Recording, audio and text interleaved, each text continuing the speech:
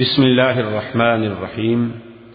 منہج corporation Jeddah برائے production و ڈسٹریبیوشن آپ حضرات کی خدمت میں قصص الانبیاء کا مبارک سلسلہ پیش کرنے کی سعادت حاصل کر رہا ہے۔ اب آپ اس مبارک سلسلے کا 17واں حلقہ سماعت فرمائیں۔ برادران اسلام، واجب الاحترام دوستو، بزرگوں، بھائیوں، عزیز نوجوانوں، قصص الانبیاء علیہم السلام کے ضمن میں آج کے درس میں اصحاب القریہ اور اس کے بعد سیدنا یونس علیہ السلام کے بارے میں انشاءاللہ ہم پڑھیں گے۔ دراصل جیسے کہ میں نے اپنے ابتدا میں عرض کیا تھا کہ جتنے اللہ نے قصص بیان فرمائے ہیں، قصص انبیاء ہیں یا قصص المہلکہ المعذبہ، پہلی امتوں کے واقعات ہیں، ان تمام قصص میں بہت بڑی عبر ہیں، مواعظ ہیں، نصائح ہیں، ہدایات ہیں، اور مخاطبوں کے لیے یعنی کفار قریش اور اوصائے قریش کے لیے بہت بڑی تحدید ہے۔ اور سرکار دو عالم صلی اللہ علیہ وسلم اور آپ پر ایمان لانے والے صحابہ رضوان اللہ علیہم اجمعین اور اس کے بعد قیامت تک ایمان لانے والوں کے لیے بہت بڑی تثبیت ہے، ان کے لیے ایک سبق۔ اس لیے علماء کرام نے لکھا ہے کہ جب آدمی قصص قرآن پر غور کرے یا قصص انبیاء علیہم السلام پہ غور کرے تو ان کو عام سطحی نظر سے یا دیگر کتب کی طرح نہ مطالعہ کرے، بلکہ اس کے اندر جو عبر ہیں ان کو پکڑنے کی اور سمجھنے کی کوشش۔ یہاں پر اللہ تبارک و تعالی نے اصحاب القریہ کا ایک واقعہ ذکر فرمایا جس میں اللہ کے 3 نبی بھیجے۔ تو اس واقعے سے اہل مکہ کے لیے بہت بڑی تنبیہ تھی کہ مکے والوں تم بھی تو غور کرو، تم بھی تو ایک قریہ ہو، تم بھی تو ایک شہر ہو۔ اگر ان لوگوں نے انبیاء علیہم السلام کے ساتھ اچھا سلوک نہ کیا تو ان کے انجام کو دیکھو، اگر تم کیا سوچو۔ اور اسی طرح قرآن مقدس جو ہے وہ ایسی تفاصیل میں نہیں اپنے آپ کو ڈالتا، اللہ کا کلام اتنا جامع معنی ہوتا ہے کہ وہ اتنی بات فرماتے ہیں جو بندوں کے لیے ذریعہ ہدایت۔ جیسے یہاں آ گیا اصحاب القریہ، تو اس میں قریے کا نام نہیں کہ وہ کون سی بستی تھی، کون سا شہر تھا، کیونکہ کوئی جغرافی کی کتاب تو ہے نہیں کہ پہلے اس پہ بحث کی جائے کہ جی وہ بستی کہاں تھی، اس کی آبادی کتنی تھی، طول و عرض کتنا تھا، اور وہ خط استوا پہ تھی کہ نہیں تھی، اس کا موسم کیسے تھا۔ یہ ابحاث جو ہیں یہ تاریخ سے، جغرافی کے ساتھ تعلق رکھتی ہیں، ان کا اللہ کے قرآن سے کوئی تعلق نہیں۔ یہی ایک بہت بڑا مغالطہ ہے آج کل ہمارے پڑھے لکھے جدید حضرات کو کہ جب وہ بعض لوگوں کی تفاسیر دیکھتے ہیں نا جن میں اس قسم کی تفاسیر انہیں ملتی ہے کہ یہ بستی کا نام یہ تھا اور اس کی فلاں ملک میں واقع تھی، تو وہ سمجھتے ہیں کہ بھئی دیکھو کمال تو اس شخص نے کیا ہے نا تفسیر قرآن لکھ کر، ورنہ پہلے جتنے علماء تفسیر لکھتے ہیں ان باتوں کا ذکر ہی نہیں کرتے، اور جی ان کو معلومات ہی نہیں ہوتے نا، وہ کیا ذکر۔ یہ ایک بہت بڑی یعنی الجھن ہے جس میں ہمارا نوجوان طبقہ، جدید تعلیم یافتہ طبقہ جو ہے بڑا پھنسا ہوا ہے، غریب۔ وہ جب کسی جدید عالم کی تفسیر پڑھتا ہے اور اس میں آواز ہوتے ہیں کہ قوم سمود کیا تھی اور قوم عاد کیا تھی، کہاں واقع تھی، آبادی کتنی تھی، محل وقوع کتنا تھا، رقبہ کتنا تھا، وہاں کا موسم کیسا تھا، تو کہتے ہیں یار یہ تو واقعی بڑا لکھا آدمی ہے۔ باقی علماء نے صحابہ سے لے کر اب تک جو تفسیریں لکھی ہیں نعوذ باللہ وہ تو پڑھے لکھے نہیں۔ حالانکہ وہ غریب یہ نہیں سمجھتا کہ ایسی چیزوں کا تفسیر میں ذکر کرنا منشاء رسول صلی اللہ علیہ وسلم کے خلاف ہے، یہ کوئی تاریخی کتاب نہیں ہے۔ اگر آپ نے ان چیزوں کے معلومات حاصل کرنے ہیں تو آپ عرض القرآن پر کتابیں لکھی ہیں علماء نے، وہ پڑھ لیں۔ اقوام عالم پر علماء نے کتابیں لکھی ہیں، وہ پڑھ لیں۔ اسی طرح الملوک والسلاطین پر علماء نے کتابیں لکھی ہیں، وہ پڑھ لیں۔ اس میں تفصیل آئے گی کون بادشاہ، کس کا بیٹا، کس کا باپ، کہاں کا بھائی، کہاں آیا، کہاں گیا، اس کا قرآن سے کیا جوڑ ہے۔ تو اس لیے ہمیشہ یاد رکھیں، جیسے کہ سیدنا یوسف علیہ السلام کے قصے میں بھی آپ نے پڑھا تھا کہ بھائیوں نے لا کر حضرت یوسف علیہ السلام کو کنویں میں ڈال دیا۔ ابھی وہ کنواں کہاں ہے اس پر تو قرآن ذکر نہیں کرتا، فالقوہ فی الجب۔ اسی طرح جب حضرت یوسف علیہ السلام نے اپنے بھائی بنیامین کو روک لیا اور بھائی واپس آنے لگے تو بڑے بھائی نے انہیں نصیحت کی کہ ابا جان ہماری بات تو نہیں مانیں گے۔ انہوں نے کہا وَاسْأَلِ الْقَرْيَةَ الَّتِي كُنَّا فِيهَا، جی آپ اس بستی والوں سے پوچھ لیں جہاں ہم تھے، ہم سچی بات کہہ رہے ہیں کہ نہیں۔ اب وہ بستی کون سی تھی کوئی ذکر نہیں۔ اسی طرح حضرت موسیٰ علیہ السلام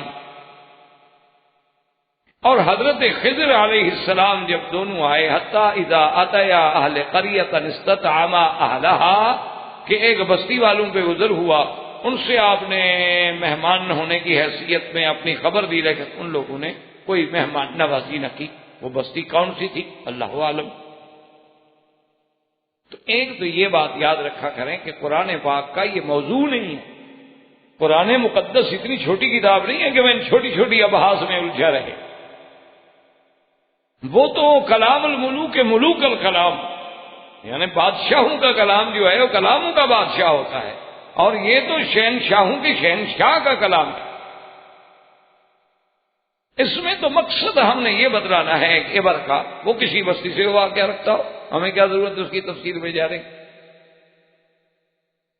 اسی طرح قرآن پاک میں آتا ہے او کالذی مر علی قریۃ وہی خاویۃ علی عروشہا، کہ ایک پیغمبر ایک ایسی بستی پہ گزرے کہ دیکھا کہ وہ بستی برباد ہو چکی ہے اور درخت اوندے پڑے ہوئے ہیں نکل کر۔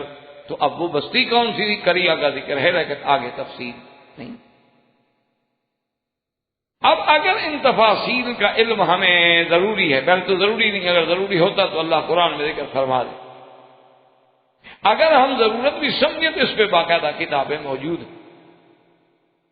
اور دوسری بات یہ سمجھیں کہ قریہ کا اطلاق جیسے بستی پہ ہوتا ہے، اسی طرح کسی، ورنہ تو اصولاً یہ ہوتا ہے کہ قریہ، مدینہ، مصر، بلد مختلف لفظ ہیں۔ عربی تو بڑی وسیع لغت ہے۔ آپ کہتے ہیں یہ تو جی قریہ ہے، اچھا اسی طرح بریہ ہے، اسی طرح ریف ہے، اسی طرح مصر ہے، اسی طرح مدینہ ہے، اسی طرح بلد ہے، لا اقسم بہذا البلد۔ اسی طرح اللہ تبارک و تعالی نے فرمایا تنذر ام القری ومن حولها، اب مکے کو ام القری بھی کہا گیا، بلد بھی کہا گیا۔ اس لیے ایک بات یاد رکھیں کہ مقصد قریہ جہاں ذکر آ جائے ضروری نہیں ہوتا کہ بستی ہی مراد ہو، اس قریے سے مراد بہت بڑا شہر بھی ہو سکتا، اس سے مراد مدینہ بھی ہو، اور کسی کسی جگہ اللہ نے مثلا اہبطوا مصرا فإن لكم ما سألتم، وہاں مصر کہا گیا، بہت بڑے شہر۔ تو اب یہ جو قریہ ہے اس کے بارے میں جو علماء مورخین ہیں وہ اس میں کہتے ہیں، بعض تو کہتے ہیں یہ قریہ جو ہے انطاکیہ ہے، اور انطاکیہ جو ہے اس میں آنے والے جو ہیں وہ کہتے ہیں جو 3 رسول جن کا قرآن نے ذکر کیا ہے، حالانکہ قرآن نے ان تینوں کا نام نہیں لیا۔ ان لوگوں نے کتب سابقہ سے روایات اسرائیلیہ سے نکالا ہے کہ صادق، مصدوق، بعض نے کہا یوشا، یوحنا، یہ سب نام روایات ایسی سے ہیں جن پر ہم اعتماد ہی نہیں کر سکتے۔ اللہ نے قرآن میں نام نہیں لیا تو ہم کہاں سے ڈھونڈ سکتے؟ اللہ نے کچھ سب پیغمبروں کے نام تو نہیں لیے نا قرآن۔ اللہ نے خود اپنے پیغمبر کو فرمایا قرآن مقدس میں کہ ہم نے بعض انبیاء کا ذکر آپ پہ کیا ہے، بعض کا ہم نے ذکر نہیں کیا۔ اور بعد کا اللہ نے اجمالاً ذکر کر دیا کہ لا نفرق بین احد من رسلہ. تو اسی طرح یاد رکھیں کہ بعض مؤرخین کا یہ خیال ہے کہ انطاکیہ ہے، اور یہ بھی خیال ہے کہ یہ جو 3 رسول بھیجے گئے یہ اللہ کے بھیجے ہوئے پیغمبر یا رسول نہیں تھے، بلکہ یہ عیسیٰ علیہ السلام کے بھیجے ہوئے رسول.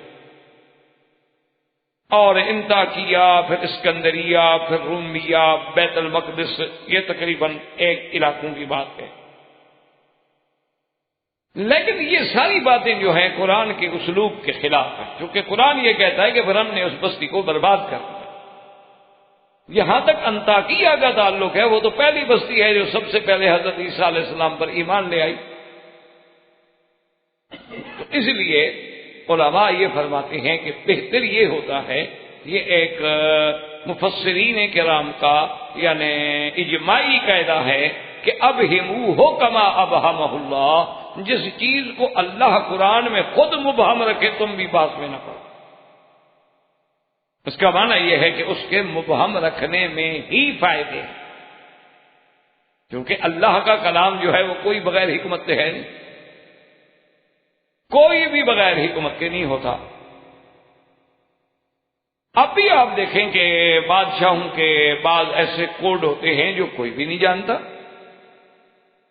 اب ہر آدمی یہ کہتا پھر جی انہوں نے ہمیں کیوں نہیں بتایا، تو یہ پوچھنے والے کی غلطی ہے. اگر ضرورت ہوتی ہے اس کی رعایا کو تو بتا دے. اللہ تبارک و تعالیٰ چونکہ خالق و مالک ہیں، جس چیز کو علماء کہتے ہیں ابہمو ہو کہ اللہ نے خود مثلاً الف لام را مبہم رکھا ہے کہ کیا مقصد ہے، بس ٹھیک ہے اللہ جان، سیدھی سی بات. ہمارے عقل کی پیمانے کی ایک حد ہے، اس سے ہم تجاوز کریں گے تو پیمانہ ٹوٹ جائے گا. جیسے آپ کے دکانوں پہ آپ جاتے ہیں نا، سبزی کے دکانوں پہ، تو وہاں آج کل الیکٹرانک قسم کے وہ میزان یعنی تولنے کے لیے آلات لگے ہوئے ہیں. اگر اس کی کیپیسٹی 10 کلو کی ہے، اگر 30 کلو رکھیں گے تو کیا ختم فیل ہو جائے گا. تو ہمارے عقول جو ہیں ان کی بھی ایک حد ہے، ہماری نظر جو ہے اس کی بھی ایک حد ہے، ہماری قوت سمع جو ہے اس کی بھی ایک حد ہے. اس رینج سے چیز نکل جائے نہیں سن سکتے آپ. تو اسی طرح بعض چیزیں ایسی ہوتی ہیں کہ اللہ اپنے بندوں پہ رعایت فرما دیتے ہیں کہ ان کے اندر زیادہ انہیں نہیں ڈالتے کہ بلا وجہ تفاصیل میں جانے کی میرے بندے کو ضرورت ہی نہیں، مقصد تو عبرت حاصل کر. تو ان بستی والوں کے پاس اللہ فرماتے ہیں کہ اذ ارسلنا الیہم اثنین، ہم نے 2 رسول دی. فکذبوہما، بستی والوں نے بالکل کھلی تکلیف، انہوں نے کہا جی ہم نہیں. اللہ تبارک و تعالیٰ ارشاد فرماتے ہیں کہ فعززنا بثالث، ہم نے پھر ان کو قوت دی، طاقت دی. تیسرا پیغمبر بھی ہم نے بھیجا، اور سب نے مل کر بستی والوں کو آ کے کہا فقالوا انا الیکم مرسلون، کہ ہمیں آپ ہی کی طرف بھیجا گیا ہے. ہماری بات سن. لیکن بستی والوں نے کیا کہا کہ قالوا ما انتم الا بشر مثلنا وما انزل الرحمن من شيء انتم الا تكذبون. بستی والوں نے کہا کہ دیکھو بات یہ ہے کہ ہم نہیں مانتے، آپ تو ہماری طرح ایک انسان ہیں، بشر ہیں. اور یہ بھی بنیادی طور پہ اللہ تبارک و تعالی ہم سب کو اور ہر کلمہ شریف پڑھنے والے کو ہدایت کا فیصلہ فرمائے. یہ بھی یعنی ابتدا سے دھوکہ چلا رہا ہے کہ جو بشر ہے وہ نبی نہیں ہو سکتا. یعنی وہ انبیاء کو بشر تو مانتے تھے کہ بشر ہیں، لیکن وہ یہ نہیں مانتے تھے کہ بشر نبی ہو سکتا ہے. قالوا ما الا بشر مثلنا، آپ تو بشر ہیں. اسی طرح یعنی حضور صلی اللہ علیہ وسلم کے بارے میں بھی کافر کہتے تھے کہ عجیب بات ہے کہ ہماری طرح کھاتے ہیں، پیتے ہیں، ہماری طرح بازار میں تشریف لے جاتے ہیں، تو ہم کیسے نبی مان لیں. یہ بہت پیچیدہ اور بہت پرانی بات ہے کہ ان کے دماغوں میں بھی ایک خلجان بیٹھا ہوا تھا کہ بشر ہیں لیکن نبی نہیں ہو سکتے. آج اندازہ کریں کہ ہزاروں سال بعد اور بعثت سیدنا محمد الرسول اللہ صلی اللہ علیہ وسلم کو بھی اب صدیاں بیت گئی، یعنی اب 1421 ہے. آج بھی ہمارے ملکوں میں، مسلمان ملکوں میں کتنے لوگ ہیں جو اس دھوکے میں مبتلا ہیں کہ نبی جو ہیں ان کو بشر نہ کہیں، انبیاء نور ہوتے ہیں، بشر نہیں، بلکہ نعوذ باللہ یہ عقیدہ رکھتے ہیں کہ اگر آپ نے بشر کہا تو آپ نبی کی توہین کر رہے ہیں، یعنی آپ کو بشر کہنے سے نعوذ باللہ آپ کی توہین ہو رہی اور آپ گستاخ ہیں انبیاء کہ نبی کو کہتے ہو بشر، ہم بھی بشر، نبی بھی بشر۔ اللہ تبارک و تعالی رحمت فرمائے، بلکہ یعنی ایک مولوی صاحب تھے، اللہ عالم، میرے خیال میں فوت ہی ہو گیا، پرانی بات ہے، اس کو جب کسی نے توجہ دلائی، اس نے کہا کہ جی بشر کہنا توہین ہے، تو اللہ کا قرآن کہہ رہا ہے کہ قل انما انا بشر مثلکم، تو اس نے کہا یہی تو بات ہے نا جو تمہیں سمجھ نہیں آتی۔ اللہ پاک نے کہا نبی سے کہ قل، آپ کہہ دیجئے کہ تحقیق میں بشر ہوں تمہاری طرح، تو اس کا ترجمہ یہ تھا کہ محمد مصطفیٰ آپ کہیں تو کہہ دیں، میں آپ کو بشر نہیں کہتا۔ اب دیکھیں کیسے ترجمہ کیا، یعنی قل هو اللہ احد کا معنی بھی یہ ہوگا پھر کہ اللہ کے نبی اگر آپ کہنا چاہیں تو کہہ دیں اللہ ایک ہے، لیکن میں نہیں کہتا۔ تو یہ منطق تو پھر پورے قرآن میں چلا ہے نا، قل یا ایھا الکافرون لا اعبد ما تعبدون، یعنی آپ کہنا چاہیں تو کہہ دیں میں نہیں کہتا۔ اور جیسے وہ ایک اور بھی بادشاہ ہیں نا جی آپ کے، وہ اللہ پاک رحمت کرے، انہوں نے بھی کوئی ایک نئی کتاب لکھی، کتاب الاخضر، تو اس میں اس نے کہا کہ یہ قرآن میں جتنے قل ہیں نا یہ نکال دو، یہ تو اللہ نے حکم دیا تھا کہ میرے نبی کہو، اب ہم تو نہیں کہہ سکتے نبی کو کہ کہو بس هو اللہ احد، اب قل کہنے کی ضرورت، یہ تو اللہ کا امر تھا نا کہ قل آپ کہیے، اب ہم کیوں کہیں؟ تو اکثر ایک نے قل نکال دی ہے اور کوئی اور آئے گا کوئی اور چیز نکال دے گا تو بات ختم ہو گئی، پھر قرآن تو قرآن نہ رہا، جو چاہے نکال دے، جو چاہے حذف کر دے، جو چاہے زیادہ کر دے۔ حالانکہ اتنا ان کو سمجھ نہیں آتی، اللہ کے بندے، ہم تو قرآن پاک میں جو واقعات ہیں یا جو آیات مبارک ہیں ہم ان کو نقل کر رہے ہیں، ہم حکم تھوڑا دے رہے ہیں۔ یعنی ایک پرائمری پاس بچہ جو ہے وہ بھی سمجھ سکتا ہے کہ آج اگر ایک پریزیڈنٹ بادشاہ ایک آرڈر کرے، اس آرڈر کی کاپی لے کے میں پڑھنی شروع کر دوں کہ ہم نے یہ کہا ہے کہ یوں، اس کا معنی یہ تھوڑا کہ میں بادشاہ ہوں، میں تو اس خط کو پڑھ رہا، یعنی کھلی سی بات، لیکن نہیں سمجھ آتی۔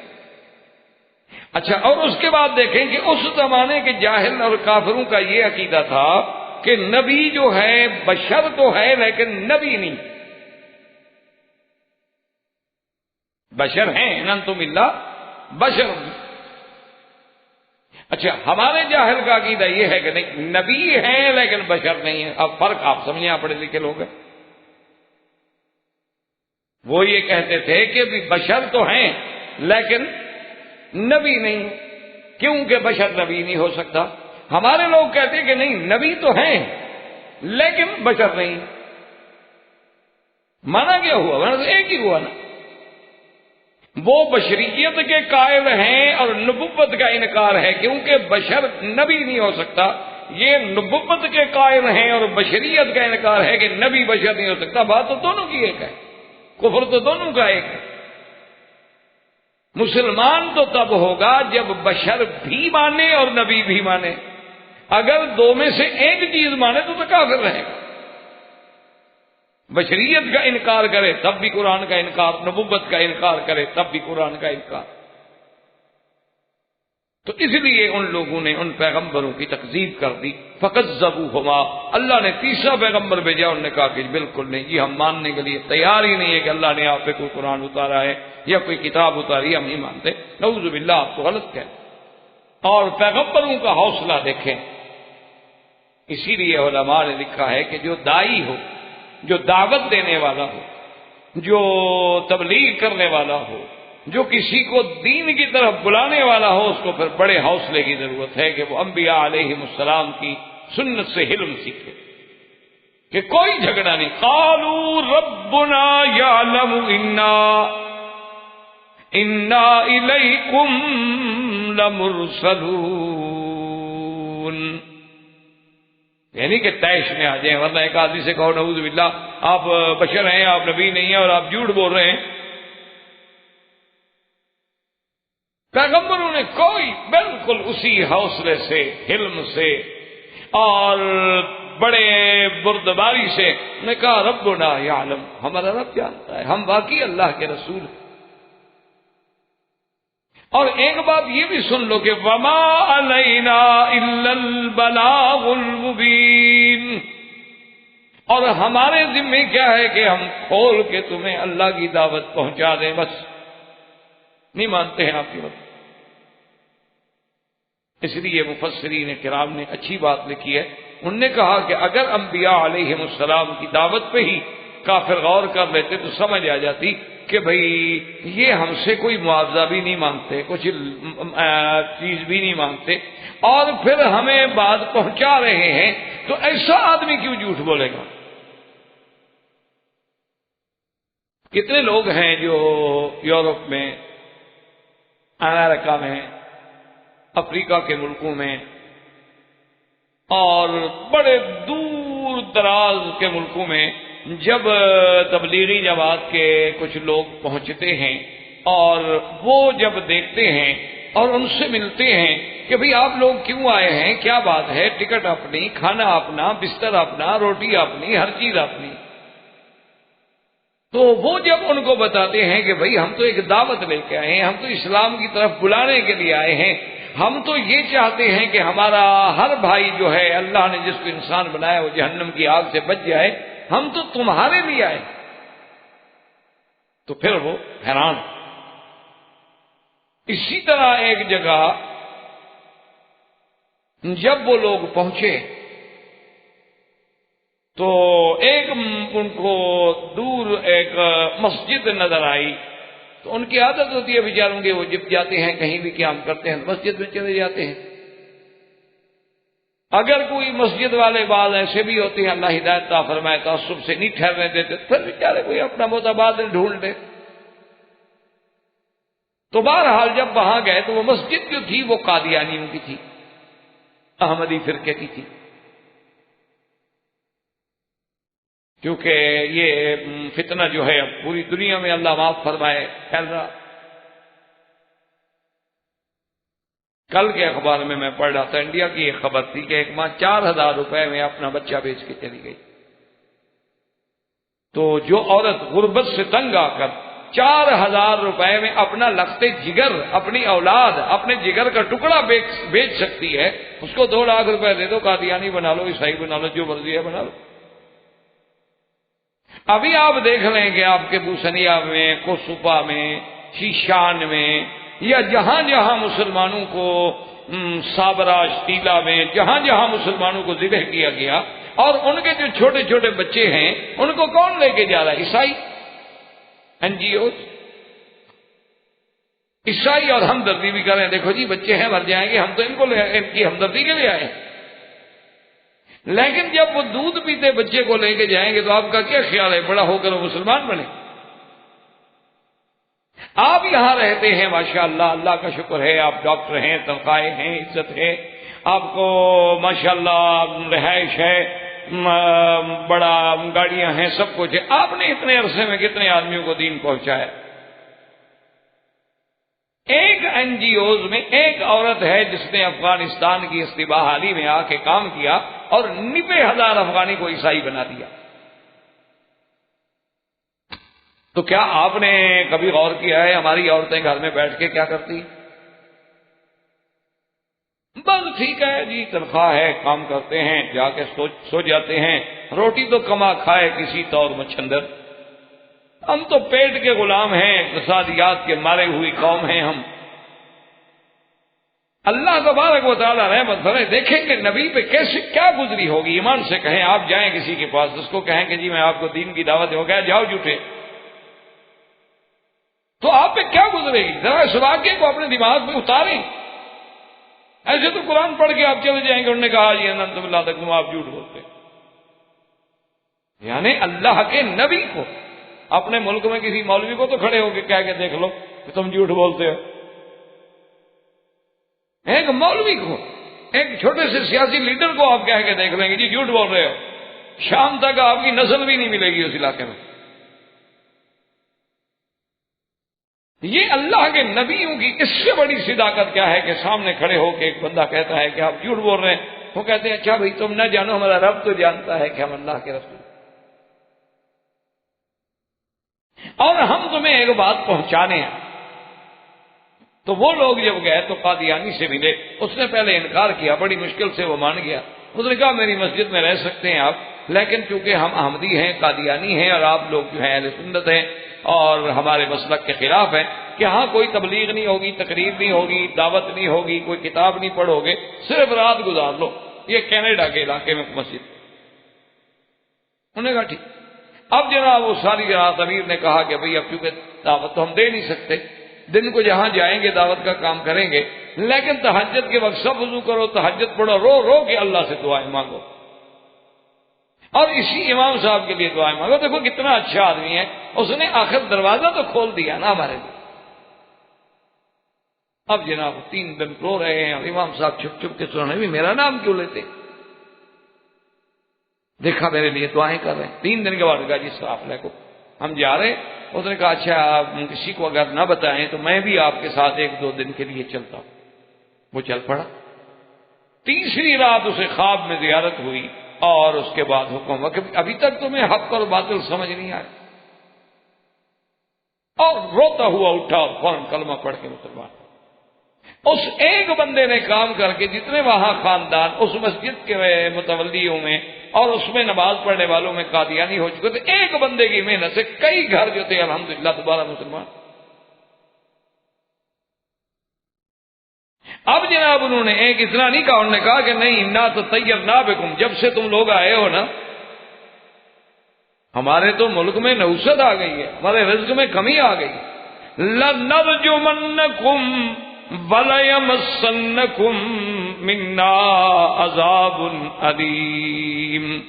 انہوں نے کہا کہ جاؤ ورنہ ہم پتھر ماریں گے آپ، یا ہم آپ کو دردناک عذاب دیں۔ اللہ کے نبی نے کہا خدا کے بندے کوئی ہم کہاں سے بدقسمتی لے آئے یا نحوست لے آئے، ہر کسی کی نحوست اس کے اپنے ساتھ ہوتی۔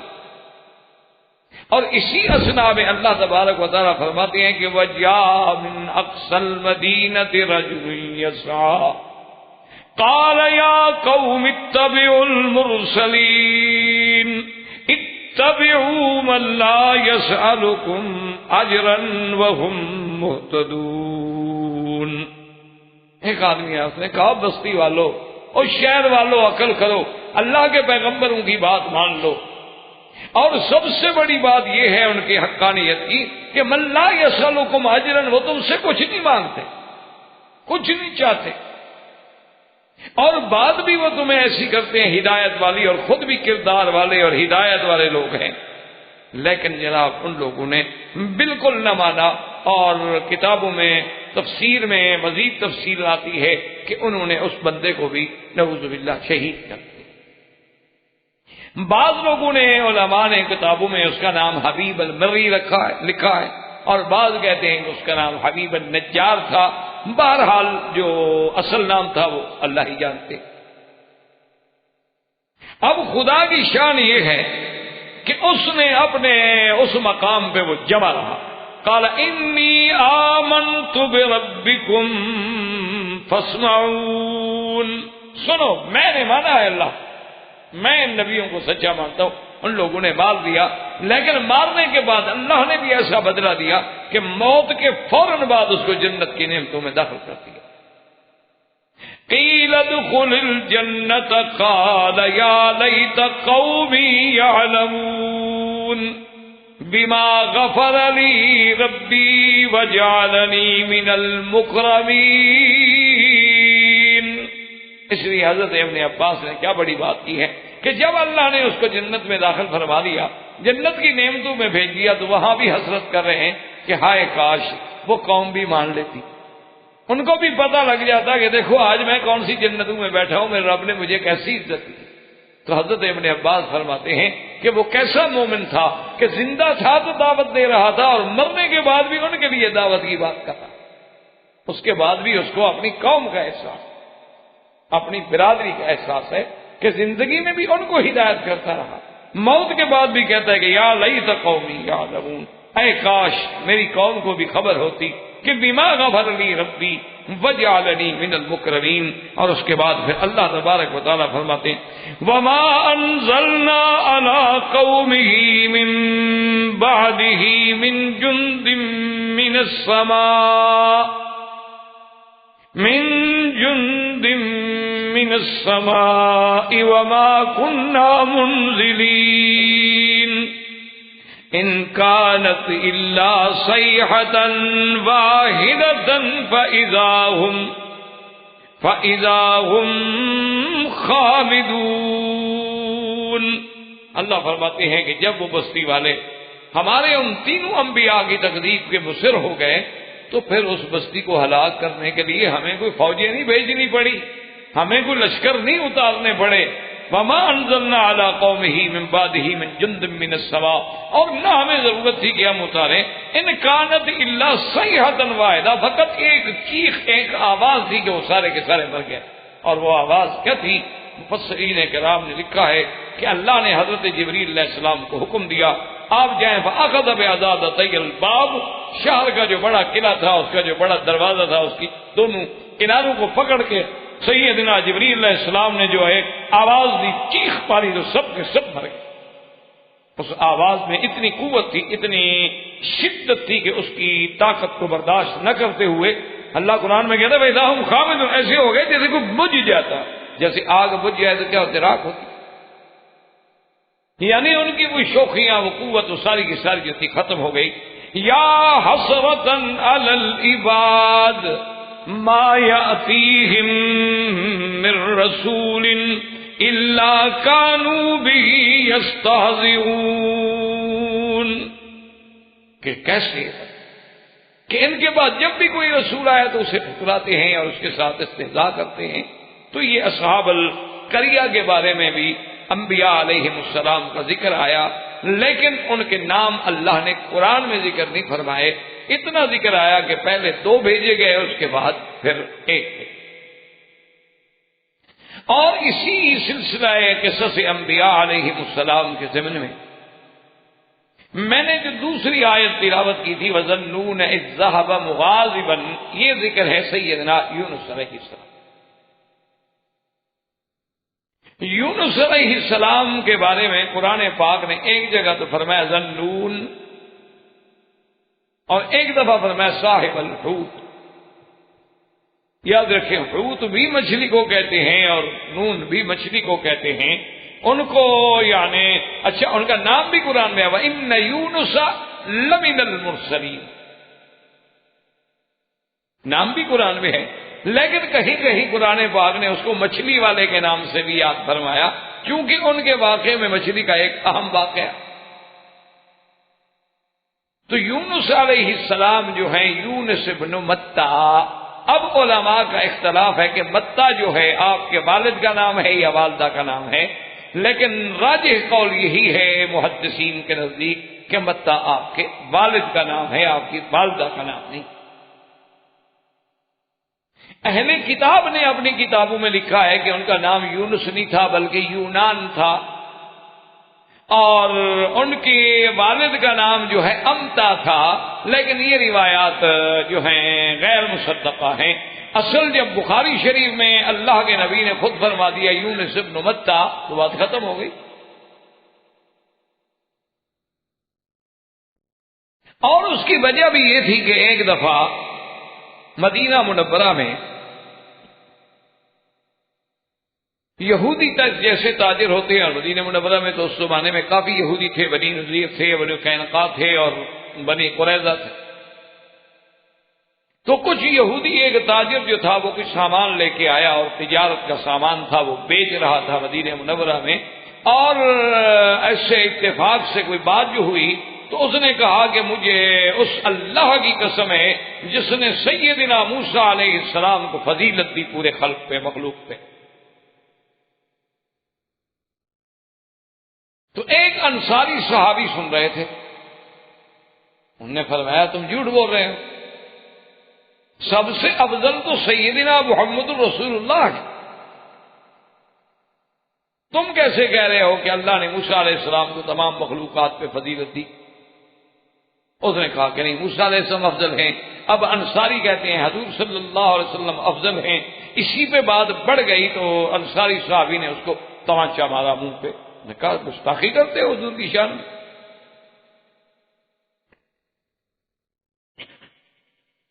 کیونکہ ایک مومن جس کے دل میں سچا عشق ہو حضور کا، وہ تو پھر برداشت نہیں کر سکتا۔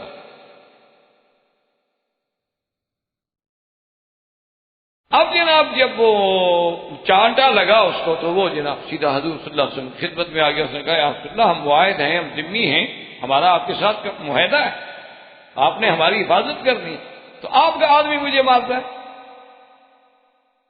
حضور صلی اللہ علیہ وسلم نے اپنے صحابی کو طلب فرمایا اور پوچھا بھی تم نے کیوں مارا؟ اس نے کہا حضور میں نے مارا ہے۔ جو عاشق ہوتے ہیں پھر وہ انکار تو نہیں کرتے۔ انہوں نے کہا حضور اس نے ایسی بات کی، میرا دل برداشت نہیں کر سکا۔ میں نے کہا افضل تو محمد رسول اللہ ہے، تم کیسے کہتے ہو کہ موسیٰ علیہ السلام آتے؟ تو حضور صلی اللہ علیہ وسلم نے ناراضگی کا آپ نے فرمایا کہ لا تفضلونی، ایسا نہ کیا کرو کہ مجھے ایک دوسرے سے بڑھاؤ۔ اور فرمایا تمہیں پتا ہے کہ قیامت والے دن جب مجھے ہوش آئے گی فَإِذَا مُوسَىٰ قَائِمٌ آخِذٌ بِسَاقِ الْعَرْشِ، میں دیکھوں گا کہ موسیٰ علیہ السلام جو ہیں وہ عرش کے پائے کو پکڑ کے کھڑے ہیں، پتہ نہیں یا تو وہ بے ہوشی کی ہوئے یا مجھ سے بھی پہلے ہوش میں آ گئے، یعنی واقعی ان کی اتنی بڑی شان ہے۔ اور اسی میں آپ نے فرمایا کہ لا تفضلونی علی یونس ابن متیٰ، یہ بھی نہ کیا کرو کہ مجھے یونس ابن متیٰ پہ فضیلت دو۔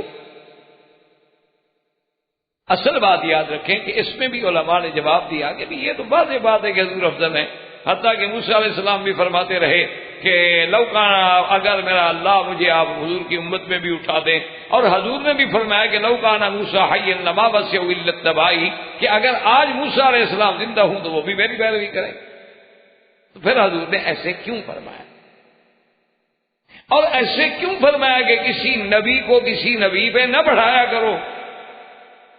حالانکہ اللہ نے خود نبیوں کی شان بلند کی، ایک سے دوسرا زیادہ افضل ہے۔ فضلنا تلک الرسل فضلنا بعضهم علی بعض، اللہ خود قرآن میں فرما رہے ہیں کہ ان رسولوں کو ہم نے بعض سے بعض میں فضیلت دی، منہم من کلم اللہ۔ تو اب اس کی بات سمجھیں، علماء کرام نے حدیث رسول پاک صلی اللہ علیہ وسلم کے بارے میں فرمایا یہ ہے کہ پہلی بات تو یہ ہے کہ یہ اس دور کا واقعہ ہے کہ ابھی حضور پاک کو یہ اللہ کی طرف سے خبر نہیں دی گئی تھی کہ آپ سب سے افضل، تو جب یہ خبر ہی نہیں ملی تھی تو حضور کا یہ کہنا جو ہے وہ درست۔ ایک بعض علماء نے فرمایا کہ نہیں، اصل بات یہ ہے کہ یہی بڑائی کی اور یہی حضور کے افضل ہونے کی تو علامت ہے کہ حضور کہتے ہیں بھی مجھے دوسرے سے نہ بڑھاؤ، تو جس میں شان ہوتی ہے وہ اپنے آپ کو گھٹاتا ہے، بڑھاتا نہیں۔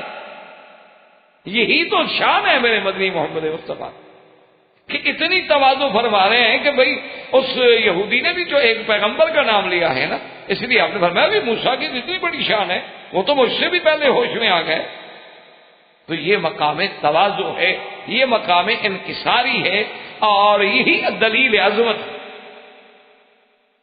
آپ جائیں نا جی کسی عالم کے پاس، کوئی بڑا عالم ہو، اس سے اگر بات کرو کہے گا جی ہم تو بھائی طالب العلم ہیں، اور ٹھیک ہے فرمائیں، اگر مجھے بات آتی ہوئی تو میں بتا دوں گا، ورنہ آپ کو پھر کسی بڑے عالم کے پاس بھیج دوں گا۔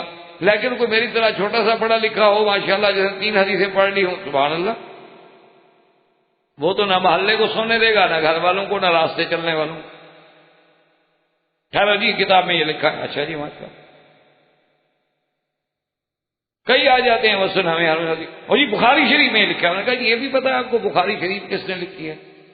نہیں ہو جی نام تو نہیں آتا۔ میں نے کہا ماشاء، جو نام ہی نہیں آتا تو اس کا لکھا آپ نے کیا سمجھا؟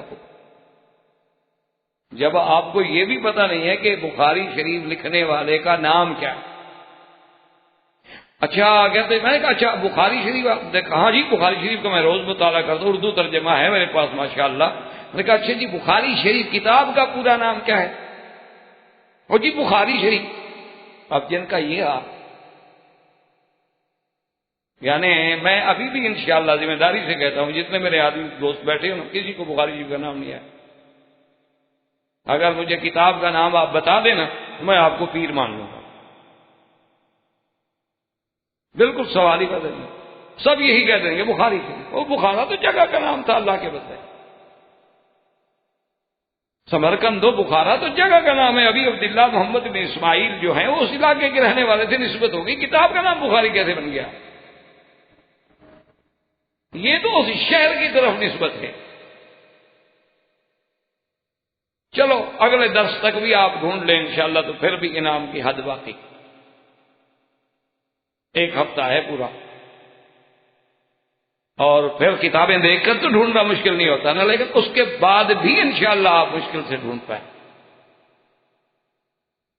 تو جب یہ عالم ہو اور بندہ کہے کہ میں بخاری کی وہ جی حدیث شریف میں یہ مسئلہ لکھا ہوا، وہ اللہ کے بندے پہلے تمہیں حدیث شریف کا بھی پتا.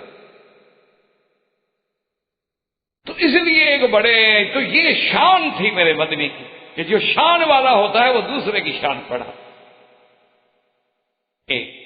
اور تیسری بات یہ سمجھیں کہ جہاں حضور نے فرمایا نا کہ ایک نبی کو دوسرے پہ نہ بڑھاؤ، کیا مانا؟ یعنی ایسے نہ بڑھاؤ کہ ایک کی شان بلند ہو اور دوسرے کی توہین ہو. مانا بڑھانے کا ایک تو ہے کہ ہم کہیں کہ اللہ نے سارے نبیوں میں سے 5 کو اولو العزم بنایا، اور پھر 5 میں سے بھی سب کا سردار محمد رسول اللہ صلی اللہ علیہ وسلم کو بنایا امام. لیکن جب ہم تقابل کریں، ایک کہیں موسیٰ علیہ السلام افضل، ہم کہیں ہمارا نبی افضل، اس کا معنی یہ ہے کہ ذرا ایک پہلو نکلتا ہے کہ کہیں دوسرے انبیاء کی شان میں کمی نہ. اسی لیے علماء نے لکھا ہے کہ اللہ کا نام جو ہے نا سبح اسم ربک الاعلی، اللہ کا نام جو ہے وہ عظمت کے ساتھ لینا چاہیے. اس میں کوئی ایسا پہلو نہ ہو کہ جس میں اللہ کے شان میں کوئی کمی ہو. اس کی علماء نے ایک عجیب باریک مثال دی ہے. انہوں نے کہا کہ جیسے ایک آدمی آپ سے پیسہ مانگنے آئے، غریب ہے، فقیر ہے، خیرات مانگتا ہے، تو عام طور پر رواج ہے نا کہہ دیتے ہیں اللہ کریم. تو یہ بھی ایک توہین کا پہلو ہے، یعنی ہم اس کو کچھ نہیں دے رہے ہیں اور اس کو اللہ کے نام پہ ٹرکھانا چاہتے ہیں. تو یہ بھی عظمت اس میں ربک کے خلاف ہے کہ جس کو تم خالی بھیج رہے ہو، تم اس کو کچھ نہیں دے رہے ہو، اور پھر یہ کہا کہ اللہ کریم، یعنی اللہ سخی. بھائی اس کا مطلب ہے یہ بیچارہ مانگ جو رہا ہے تو اللہ سخی ہوتا تو کیوں مانگتا؟ یہ تو غریب نہ ہوتا نا. اس کا معنی یہ ہے کہ اس لیے حضور نے فرمایا کہ یوں نہ بڑھایا کرو نبیوں کو کہ دوسرے پیغمبر کی توہین کا پہلو نکلے. تو روکنے کا مقصد یہ تھا حدیث مبارک. یونس ابن متہ جو ہے یہ بالاتفاق یہ بات ہے کہ یہ نینوا کے نینوا جو ہے یہ شہر ہے موصل کا سب سے قدیم اور سب سے بڑا شہر جو تھا وہ نینوا. کیونکہ حضور صلی اللہ علیہ وسلم جب طائف سے واپس آئے اور راستے میں آپ ایک باغ میں رکے تھے اور آپ کے پاؤں مبارک بھی زخمی تھے، تو باغ والوں نے حضور کی خدمت میں کچھ انگور بھیجے اور لے کے آنے والا جو تھا وہ ان کا ایک غلام تھا. جب وہ آیا اور حضور صلی اللہ علیہ وسلم کو آ کے انگور پیش کیے، حضور صلی اللہ علیہ وسلم نے سلام فرمایا تو اس نے کہا کہ اور اس نے بھی جواب دیا تو حضور نے فرمایا من این انت، کہاں سے ہو تم؟ وہ کہا رسول اللہ انا من نینوا، میں نینوا کے. فرمایا اچھا وہ تو میرے بھائی حضرت یونس کی جگہ ہے، حضرت یونس ابن متہ کی جگہ ہے نینوا، اسی جگہ کے رہنے والے. اس نے کہا کہ ہاں، اور وہ فوراً گرے. اس نے کہا حضور آپ کیسے جانتے ہیں یونس ابن متہ کو؟ فرمایا وہ اللہ کا نبی ہے، میں نہیں جانوں گا تو کون جانے. تو فوراً اس نے کلمہ پڑھ لیا. تو اس لیے آپ کے نینوا ہونے میں تو کوئی شک نہیں کہ آپ اسی شہر میں اسی علاقے کے رہنے والے تھے، اور اس دور میں آشوری قبائل کی حکومت تھی اور ان کے بڑے عروج کا زمانہ تھا. اور سیدنا یونس ابن متہ علیہ السلام کے بارے میں یہ بھی ملتا ہے روایات میں کہ اللہ ہر نبی کو 40 سال کے بعد نبوت دیتے ہیں، لیکن بعض روایات میں یہ ملتا ہے کہ آپ کی عمر اس وقت 28 سال تھی جب آپ کو نبوت دی. سیدنا اللہ کی شان ہے. یعنی ایک عام قاعدہ ہے کہ ہر پیغمبر کو 40 سال کے بعد نبوت دی جاتی ہے. عیسیٰ علیہ السلام ابھی مہد میں تھے، جھولے میں تھے، کہا انی عبداللہ آتانی الکتاب وجعلنی نبیا. یعنی وہ ایک اغلب یعنی عام قاعدہ یہ ہے کہ 40 سال کے بعد نبوت دی جاتی ہے، لیکن اللہ اگر کسی کو پہلے دینا چاہے تو کون روک سکتا ہے؟ لا یسأل عما یفعل وهم یسألون، اللہ تبارک و تعالیٰ جو چاہے فرمائے۔ تو اس لیے بعض روایات میں یہ بھی آتا ہے کہ آپ کی عمر مبارک 28 سال تھی اور آپ کو اسی نینوا والوں کے لیے بھیجا گیا، اور نینوا کی جو بات ہمیں قرآن پاک سے ملتی ہے وہ یہ ملتی ہے کہ 1 لاکھ سے کچھ اوپر کی آبادی تھی۔ اب کچھ اوپر کتنا تھے؟ بعض علماء کہتے ہیں کہ 10,000، بعض کہتے ہیں 20,000، بعض کہتے ہیں 18,000، لیکن جب قرآن نہیں کہتا تو ہمیں کیا ضرورت ہے 18 میں یا 20 میں جانے کی؟ وَأَرْسَلْنَاهُ إِلَىٰ مِائَةِ أَلْفٍ أَوْ يَزِيدُونَ، اللہ نے ان کو بھیجا 1 لاکھ یا اس سے زیادہ۔ کتنے زیادہ تھے اللہ عالم۔ یونس علیہ السلام نے قوم کو دعوت دی لیکن قوم نے نہ مانا۔ آپ متواتر کتابوں میں آتا ہے کہ 7 سال تک دعوت دیتے رہے لیکن قوم نہ مانا، تکذیب کی۔ حضرت یونس علیہ السلام جوانی تھی اور 7 سال کی محنت کا جب کوئی رنگ بھی نہ دیکھا تو غصے میں آئے اور انہیں عذاب سے ڈرایا کہ تم تو تکذیب کے اس مقام پہ پہنچ گئے ہو کہ اب اللہ کا عذاب۔ اور یہ ڈرانے کے بعد قاعدہ یہ ہوتا ہے کہ اگر پیغمبر کسی قوم کو اللہ کے عذاب کی وعید کا بیان دے، اس بستی سے اس وقت تک اس کو نہیں جانا چاہیے جب تک حکم خدا بندی نہ، جیسے لوط علیہ السلام کہ اللہ کا حکم آیا کہ اسر بأہلک، اب آپ جائیں گے۔ اللہ کا حکم آیا نوح علیہ السلام کو کہ وَاصْنَعِ الْفُلْكَ بِأَعْيُنِنَا، کشتی بنائیں پھر اس کے آپ ہم بتائیں گے تو پھر آپ جائیں۔ یعنی اگر پیغمبر کو یہ خبر دے دی جائے اس امت پہ عذاب آئے گا، اس قوم پہ ہلاک آئے گا، لیکن اس پیغمبر کو بغیر اذن ربی وہاں سے سفر نہیں کرنا چاہیے۔ یونس علیہ السلام سے یہ اجتہادی خطا ہو گئی کہ اللہ کا انتظار حکم کا کیے بغیر آپ چلیں۔ چلنے کے بعد راستے میں آئے، دریا تھا، کشتی میں سوار ہوئے، کشتی ڈولنے لگی۔ تو اس زمانے کے ملاح بھی کوئی سمجھدار لوگ ہوتے ہیں، انہوں نے کہا جی ہماری کشتی نے تو کبھی ایسا واقعہ نہیں کیا، معلوم یہ ہوتا ہے کہ اس میں کوئی غلام ہے جو اپنے سردار سے بھاگا ہوا ہے، ایسی کوئی بات ہو تو پھر کشتی پہ ہماری پہ کچھ نہ کچھ مصیبت آ جاتی ہے، تو معلوم یہ ہوتا ہے اب ہم کیا کریں۔ تو حضرت یونس علیہ السلام نے فرمایا، جب انہوں نے بات کی نا تو آپ کو بات یاد ہے، وہ آپ نے فرمایا کہ ہاں ٹھیک کہہ رہے، میں ہوں جو اپنے سردار سے اس کی حکم اور اجازت کے بغیر بھاگا ہوں۔ میں نے کہا حضرت یونس آپ، جو کہ یونس علیہ السلام کو آپ کا شہرا، آپ کی عزت وقار کردار نبی ہیں، وہ تو علاقے میں، انہوں نے کہا جی نہیں آپ نے، انہوں نے کہا بھائی میں ٹھیک کہہ رہا ہوں۔ اذ ابق الى الفلك المشحون فساهم فكان من المدحضين، اللہ فرماتے ہیں کہ جب وہ بھاگے کشتی کی طرف، اب انہوں نے کہا کہ جی اگر آپ نہیں مانتے تو پھر ہم قرا ڈالتے ہیں، کس کا قرا نکلے؟ جب قرا ڈالے تو یونس علیہ السلام کا قرا نکل آئے، جب قرا ڈالے تو یونس علیہ السلام، انہوں نے جب 3 دفعہ قرا ڈال لیا، انہوں نے کہا دیکھو بھائی ساری بستی کشتی والے ڈوب جائیں تو اچھی بات تو نہ ہوئی نا، اس لیے بس اب قرا بھی میرا ہے اور میں خود کہہ رہا ہوں کہ میں نے باقی اپنے سردار کے حکم کے بغیر سفر کیا ہے۔ تو حضرت یونس علیہ السلام کو دریا میں ڈالا گیا، بلکہ خود ہی آپ نے چھلانگ لگائی تھی۔ فَالْتَقَمَهُ الْحُوتُ وَهُوَ مُلِيمٌ، اللہ نے حکم دیا مچھلی کو کہ یونس علیہ السلام آ رہے ہیں، فوراً یونس کو اپنے پیٹ میں لے لو، اور ساتھ حکم دیا کہ خبردار لا يخدش خدشا، حضرت یونس علیہ السلام کے بدن کو کوئی تکلیف نہیں پہنچانا، تیرے پیٹ میں حفاظت کے ساتھ رہیں گے۔ اب جب حضرت یونس السلام مچھلی کے پیٹ میں، اب دیکھیں نا خداوند قدوس، آپ کے دنیا میں ایسے بڑے بڑے بادشاہ پیدا ہوئے، لیکن ایسا قید خانہ کو بنا سکتا ہے کہ مچھلی کے پیٹ کے اندر کسی کو قید کرتے؟ تاخانے بنا لیں گے، قلعے بنا لیں گے، غاریں بنا لیں گے، کنویں بنا کے کسی کو لٹکا دیں گے، لیکن یہ چلتا پھرتا قید خانہ، یعنی یہ تو موبائل جیل ہو گئی نا جی، اور پانی میں باقاعدہ وہ چل رہی ہے۔ اور پھر یہ ہے کہ حفاظت ایسی ہے کہ کچھ دیر تک یونس علیہ السلام کو بھی خیال آیا مچھلی کے پیٹ میں آ گیا، اب کیا بچنا ہے۔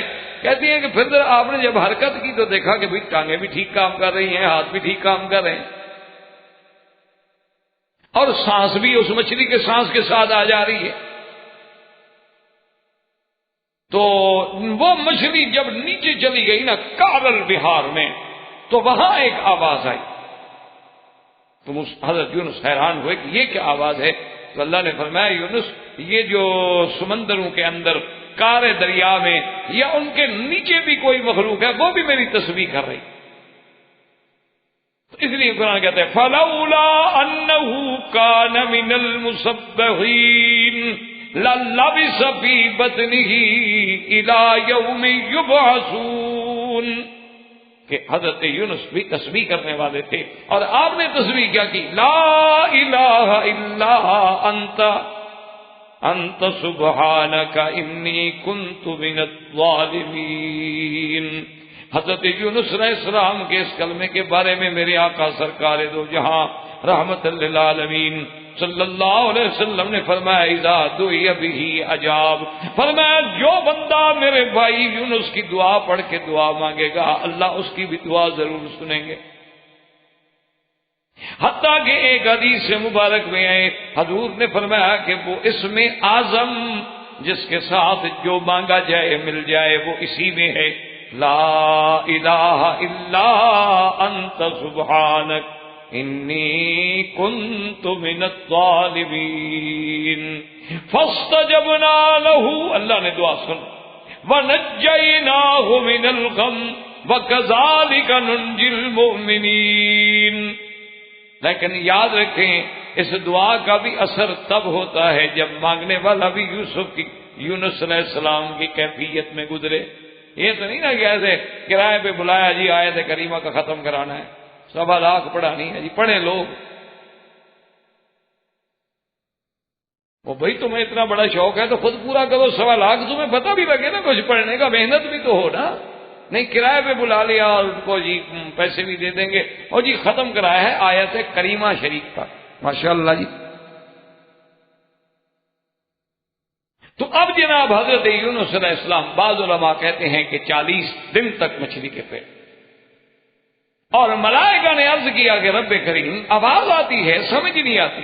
اللہ نے فرمایا تمہیں پتہ نہیں ہے اس آواز کا، یہ میرا عبد حضرت یونس ہے مچھلی کے پیٹ میں۔ اب سب ملائکہ نے بھی اللہ سے درخواست کی کہ مولا رحم کر۔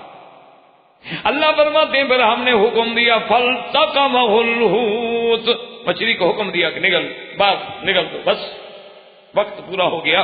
تو مچھلی کو حکم دیا گیا اسے یونس علیہ السلام کو دریا کے کنارے پہ، اور وہی اللہ نے کدو کی بیل پیدا کر دی، اور اس کے ساتھ یہ فائدہ ہو گیا کیونکہ حضرت تو جب مچھلی کے پیٹ سے نکلے ایسے تھے نا جیسے بچہ آج ماں کے پیٹ سے نکلا ہو، اتنے کمزور ہو چکے تھے کہ اگر مکھی بھی بیٹھ جائے تو برداشت نہیں کر سکتے۔ تو اللہ نے کدو کی بیل جو تھی وہ فوراً وہاں پیدا کر دی، اور کدو کی بیل میں خدا کی شان یہ اثر ہے کہ وہاں مکھی نہیں بیٹھتی۔ ہر درخت پہ ہر بیل پہ مکھیاں بیٹھیں گی لیکن کدو پہ نہیں بیٹھیں گی۔ اسی لیے کدو جو ہے کچا بھی کھا لیں یا پکا بھی کھا لیں، اتنی محبوب چیز ہے اور حضور صلی اللہ علیہ وسلم کا پسندیدہ۔ اللہ نے یونس علیہ السلام کی غذا کا بھی، اور جنگل سے ہرنی آ کے آپ کو دودھ پلا لے اور آپ جناب کدو کھا لیں۔ ایک دن کدو کی اس بیل کو ذرا کیڑا لگا تو سوکھنے لگی، تو حضرت یونس علیہ السلام بڑے پریشان ہوئے اور رونے لگے کہ اللہ میاں یہی تو ایک سایہ تھا جو جھوپڑی بنا کے میں بیٹھا تھا، یہ بھی سوکھ رہی ہے۔ اللہ نے فرمایا اچھا اس بیل کا تو تمہیں خیال آ گیا، اور بستی والوں کو جو آپ چھوڑ کے آ گئے ان کا خیال نہیں آیا؟ آپ کو ایسے بیل کے سوکھنے کا تو بڑا خیال آ رہا ہے، لیکن آپ تو بستی والوں کو برباد کر کے آ گئے تھے۔ اچھا حضرت یونس علیہ السلام جب چلے تو بستی والوں کو جب عذاب کے علامات نظر آئے تو یہ پہلی بستی ہے کہ جس پر پھر اللہ نے ان کی توبہ، وہ بچوں کو لے کر جانوروں کو لے کر جناب نے ایسا کیا کہ ساری اولادوں کو لے کے باہر نکل آئے، بچوں کو الگ چھوڑ دیا، ماؤں کو الگ بٹھا دیا، جانوروں کو الگ باندھ دیا اور بچوں کو الگ باندھ دیا۔ جو دھوپ پڑے اور بچے روئیں، جانور روئیں، چیخیں، اللہ کی رحمت آ۔ اللہ فرماتے ہیں کہ ہم نے اور کسی بستی کو ایسے مہلت نہیں دی الا قوم یونس لما آمنوا فکشفنا عنہم العذاب، ہم نے عذاب کھول دیا۔ اچھا، اس پر بڑی بحث ہے کہ جب عذاب آ گیا تو پھر ایمان کیسے قبول ہوا؟ حالانکہ فرعون بھی تو ایمان لایا تھا، اور اس وقت کا ایمان یاس ہوتا ہے، وہ تو قبول ہوتا ہی نہیں۔ لیکن اس کی وجہ یہ ہے کہ فرعون پر عذاب نازل ہو گیا، جب عذاب نازل ہو جائے تو ایمان قبول نہیں ہوتا۔ یہ تو علامات و آثار عذاب تھے، ابھی عذاب آیا نہیں تھا۔ ایک دوسری بات یہ ہے کہ یہاں حضرت یونس علیہ السلام بھی تو اللہ کے حکم سے پہلے تشریف لے گئے تھے، وہاں تو موسیٰ علیہ السلام نے ایسا نہیں کیا۔ اس لیے اللہ تبارک و تعالی نے جہاں ان کے ایمان کو قبول کیا، ایک تو عذاب نازل بھی ہوا، اور پھر اس کے بعد اللہ نے دوبارہ حکم دیا حضرت یونس علیہ السلام کو، اور وہ دوبارہ اسی بستی میں تشریف لے آئے نینوا میں، اور اسی میں فوت ہوئے اور اسی میں دفن ہوئے علیہ الصلاۃ والسلام۔ وما علینا الا البلاغ۔ برادران اسلام، واجب الاحترام بزرگوں، دوستوں، بھائیوں، عزیز نوجوانوں، قصص الانبیاء علیہم الصلاۃ والسلام کے سلسلے میں اور ضمن میں ہم نے سیدنا یونس علیہ السلام کا واقعہ مبارکہ سابقہ درس میں پڑھا تھا، اور آج اس درس میں سیدنا موسیٰ علیہ السلام کا ذکر مبارک ہے۔ سیدنا موسیٰ علیہ السلام بڑے شان والے پیغمبروں میں سے ہیں، اولو العزم من الرسل میں۔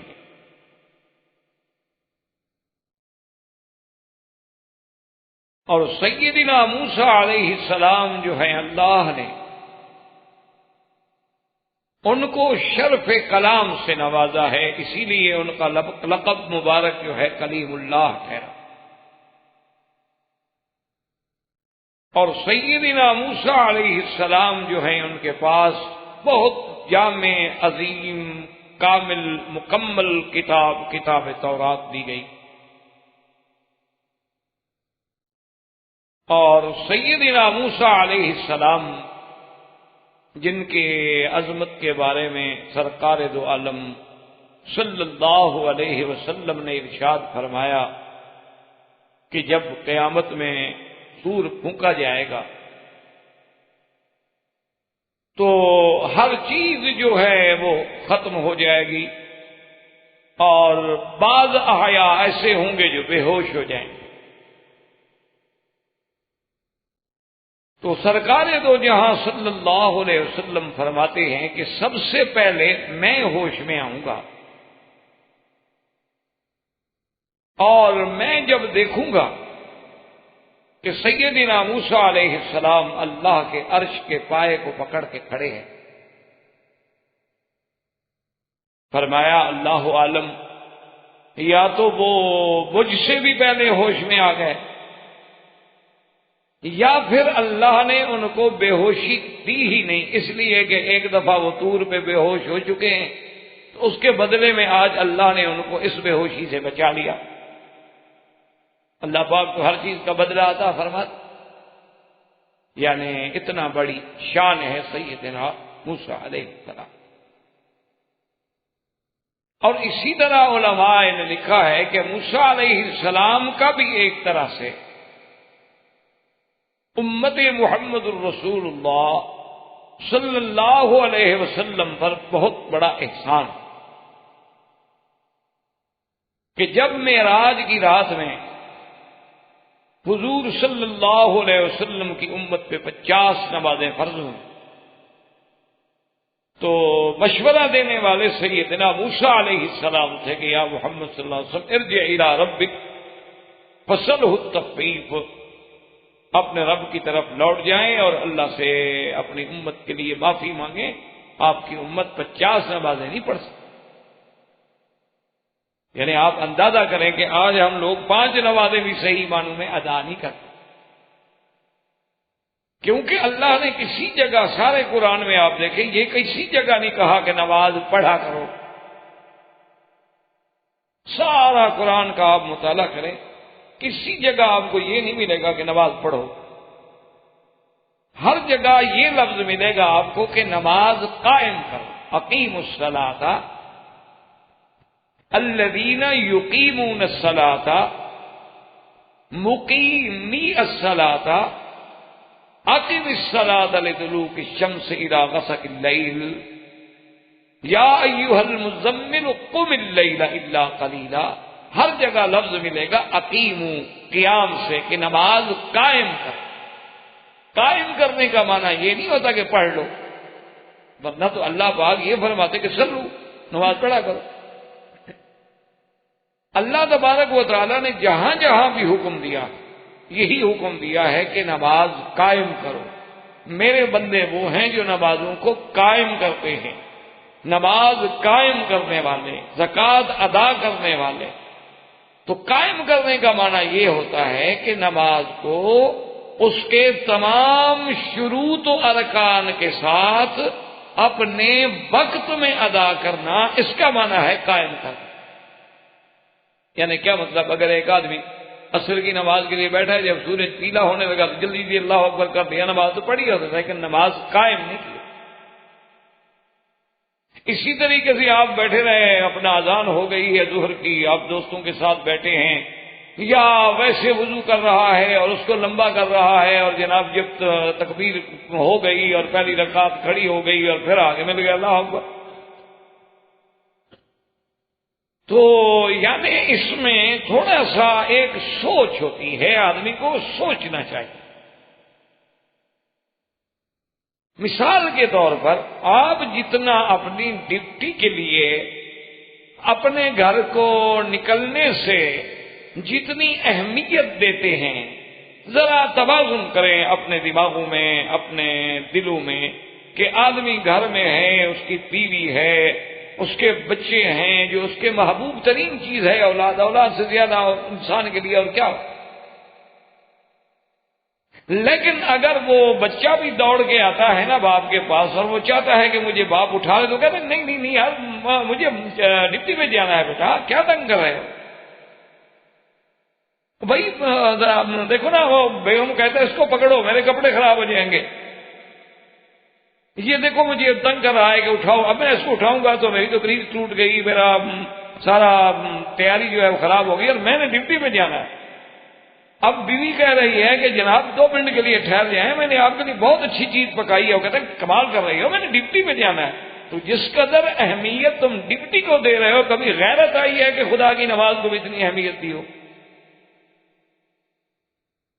اور اگر تم نے اتنی نہیں دی ہے تو پھر بندوں کا خوف اور پیسوں کی لالچ تمہیں اللہ کے فرائض سے زیادہ۔ سیدھی بات، آج ہم مسلمان کیوں ناکام ہیں اور پوری دنیا میں، پورے عالم میں ہم کیوں ذلیل ہیں؟ کہ ہمارا رویہ جو ہے منافقانہ ہو گیا ہے۔ اس میں ہم مولوی بھی ہیں، اس میں پیر بھی ہیں، اس میں طالب بھی ہیں، اس میں دین کی جماعتیں بھی ہیں، اور اس کے بعد جو ہے دنیا دار بھی ہیں، ملازم بھی ہیں۔ ہر آدمی کا یعنی کردار جو ہے وہ منافقانہ ہو گیا ہے کہ نام اسلام کا لیتے ہیں لیکن اسلام کی اہمیت ہمارے دل میں نہیں۔ ہم کہتے ہیں جی ہم نماز پڑھتے ہیں، ٹھیک ہے جی پڑھتے ہیں، لیکن اہمیت کوئی نہیں ہے۔ ٹھیک ہے آ گئے پہلی رکعت مل گئی تو کیا ہے، اور دوسری رکعت مل گئی یا آخری مل گئی، یا چلو ایک اور جماعت تو کھڑی ہوگی یار، اس میں بھی مل جائیں گے، کوئی ایسی بات نہیں ہے۔ اور پھر اگر کوئی سمجھائے تو ساری قرآن حدیث کی وہ آیتیں جمع کر لیتے ہیں کہ جی اسلام نے بڑی آسانی دی ہے، مولوی صاحب آپ کیوں سختی کرتے ہیں؟ یعنی دین میں آسانی ڈھونڈتے ہیں، ڈپٹی میں سختی ڈھونڈتے ہیں۔ اب خود اندازہ کریں کہ ہمارا اللہ کے ساتھ اور بندوں کے ساتھ کیا معاملہ ہے۔ کیا ہم منافق تو نہیں؟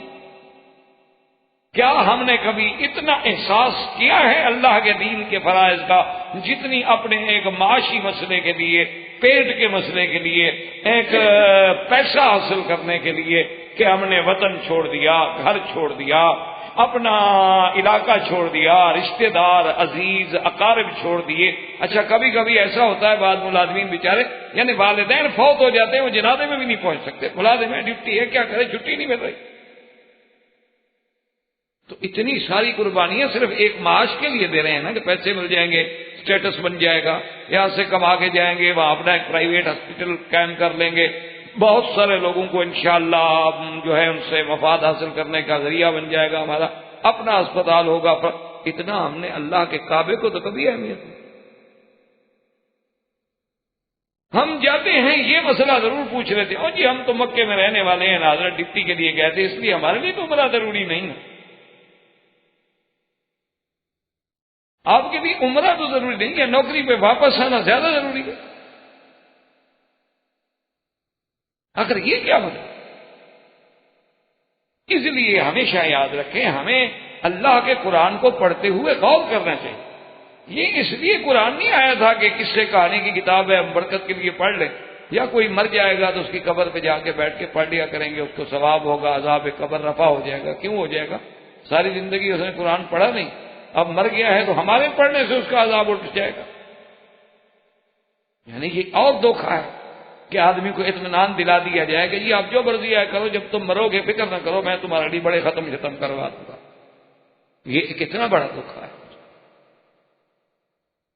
اس لیے ہمیشہ یاد رکھیں کہ اللہ کے دین کو سمجھیں کہ کتنا بڑا احسان ہے موسیٰ علیہ السلام کا کہ اگر حضور پاک ان کی بات سن کے مان کے اللہ سے درخواست نہ کرتے، تخفیف نہ ہوتی، تو کون 50 نمازیں ادا کرتا جو امت 5 نمازیں پڑھنے کے لیے تیار نہیں.